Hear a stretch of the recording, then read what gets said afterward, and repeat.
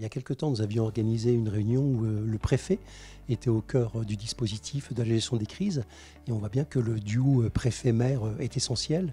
Et ce matin, nous avons consacré l'essentiel de nos travaux, nos débats, à ce que pouvaient apporter les collectivités locales qui sont en première ligne et l'ensemble des acteurs. Le constat est partagé. Il y a une multiplicité d'acteurs aujourd'hui, qu'ils soient côté État, qu'ils soient collectivités, protection civile.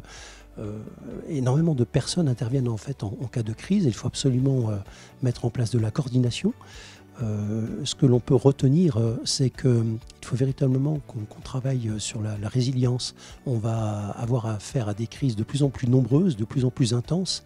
Le réchauffement climatique va faire en sorte d'accélérer ces processus et nous avons besoin d'avoir une prise de conscience. Donc j'ai pu remarquer ce matin que côté élu, il y avait une véritable prise de conscience, que ce soit le député qui nous a accompagnés ou le président du conseil départemental qui connaît parfaitement ces sujets. Au niveau politique, on peut dire que cette prise de conscience est là.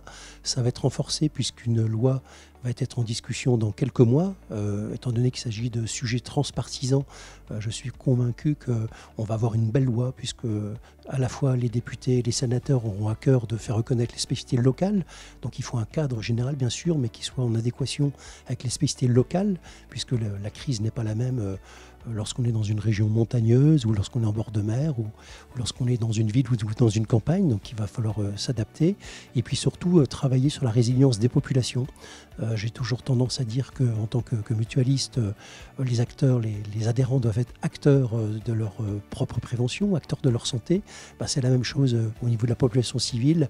Il va falloir qu'on sensibilise et qu'on explique à la population qu'ils doivent être également acteurs de sécurité civile, puisque ce sont eux qui seront en première ligne et qui subiront les dégâts.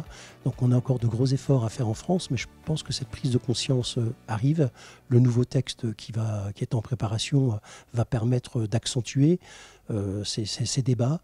Et il y a énormément de personnes sont passionnées par ces sujets. Et Intarial et le Continuum Lab, qui ont pour objet, pour raison d'être acteurs de transformation publique, joueront leur rôle de chaque instant en termes d'accompagnement, de communication et de formation.